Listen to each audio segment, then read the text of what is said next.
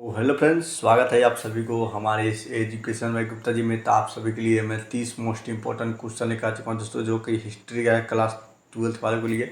इसको आपको सही से नोट कर लेना है। सारे बोर्ड एग्जाम में पूछे जाने वाला प्रश्न है दोस्तों, 100% बोर्ड परीक्षा में इसी में से आने वाला है। तो क्या करना है, इसको आपको सही से नोट कर लेना है। अगर उससे पहले मेरे चैनल पर पहली बार आए हैं तो मेरे चैनल पर सब्सक्राइब और साथ में बेल आइकन दबा दीजिएगा, ताकि हमारा कोई भी नया वीडियो अपलोड हो तो तुरंत तब तक मुझे। सारे बोर्ड एग्जाम में पूछे जाने वाले प्रश्न है, 100% बोर्ड परीक्षा में से आने वाला है। तो क्या करना है, इसको आपको सही से नोट कर लेना है।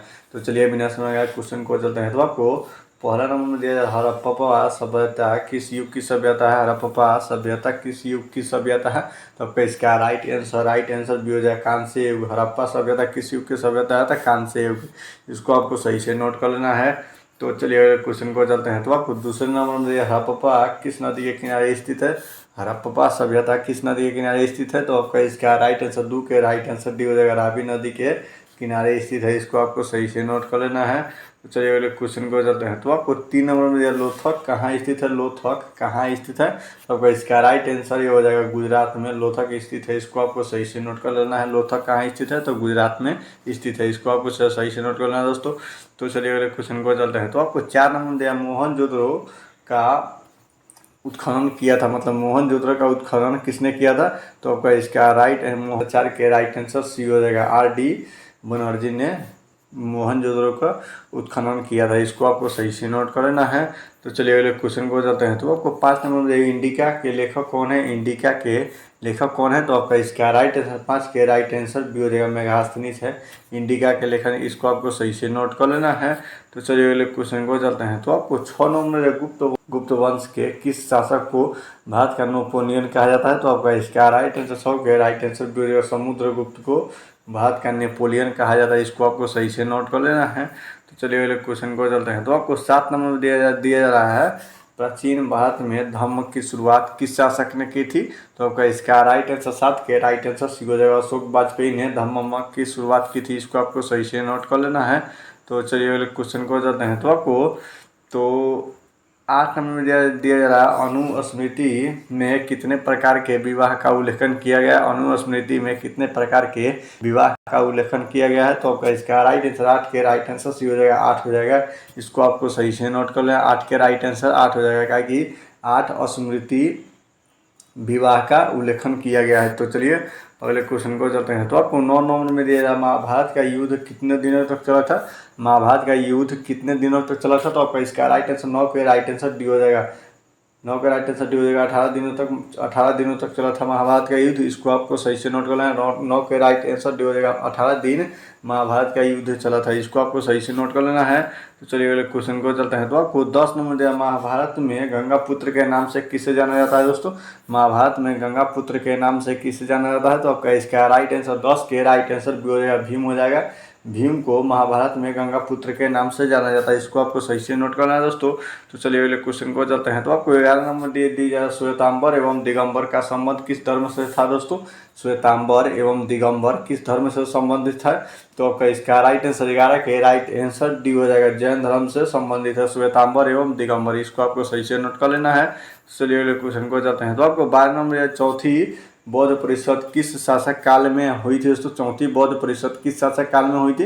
तो इसका राइट आंसर 12 के राइट आंसर क्या हो जाएगा, डी हो जाएगा। कनिष्क, मतलब कनिष्क के संगठन में हुई थी, कनिष्क के शासनकाल में हुआ था। इसको आपको सही से नोट कर लेना है। तो चलिए अगले क्वेश्चन को चलते हैं। तो आपको 13 नंबर दिया जा रहा है, दीन ए इलाही संबंधित है। दीन ए इलाही किससे संबंधित है? तो इसका राइट आंसर 13 के राइट आंसर सी हो जाएगा, अकबर से संबंधित है दीन ए इलाही। इसको आपको सही से नोट कर लेना है। तो चलिए अगले क्वेश्चन को चलते हैं। तो आपको 14 नंबर में दिया जा रहा है, भारत का अंतिम मुगल शासक कौन था? भारत का अंतिम मुगल शासक कौन था? तो आपका इसका राइट आंसर 14 के राइट आंसर डी हो जाएगा, बहादुर शाह जफर, जो कि भारत का अंतिम मुगल शासक था। इसको आपको सही से नोट कर लेना दोस्तों।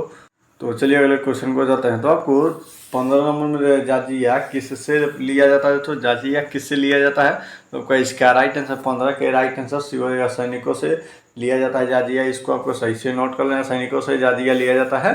तो चलिए अगले क्वेश्चन को चलते हैं। तो आपको 16 नंबर में देख, किताब रेहला में किसका वृत्तांत है? यात्रा वृत्तांत है। तो आपका इसका राइट आंसर 16 के राइट आंसर सी हो जाएगा, इब्न बतूता का यात्रा वृत्तांत है। केसार मतलब किताब उर रेहला में किसका यात्रा वृत्तांत है?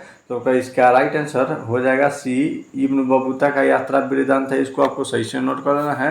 तो चलिए अगले क्वेश्चन को चलते हैं। तो आपको 17 नंबर, तंबाकू का सेवन सर्वप्रथम किस मुगल शासक ने किया था? सो तंबाकू का सेवन सर्वप्रथम किस मुगल शासक ने किया था?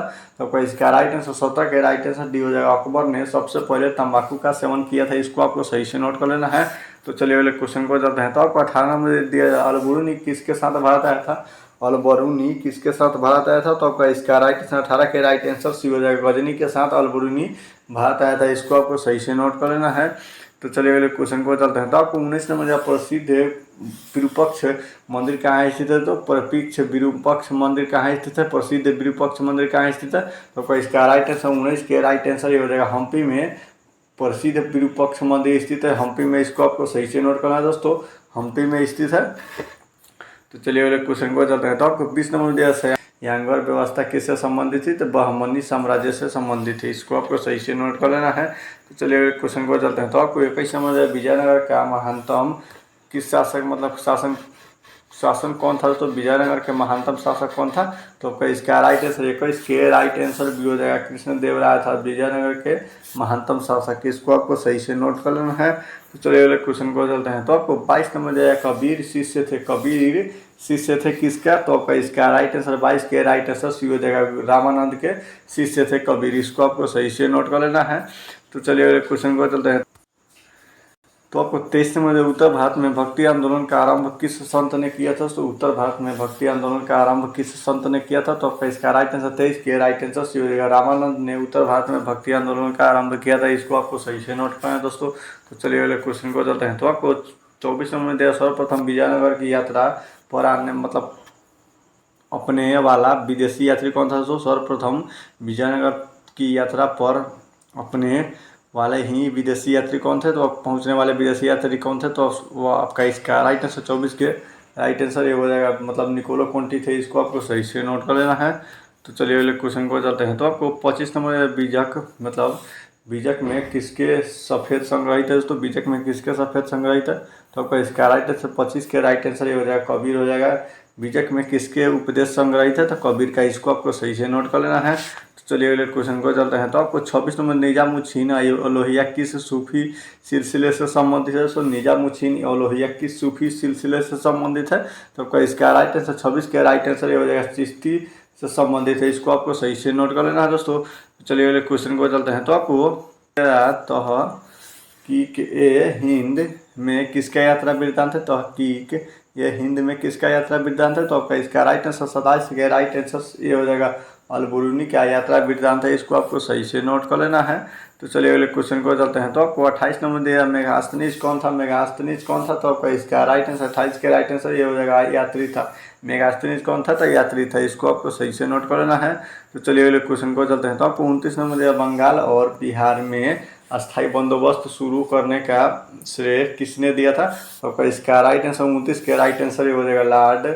लॉर्ड कॉर्नवालिस ने किया था। इसको आपको सही से नोट कर लेना है, दिया था।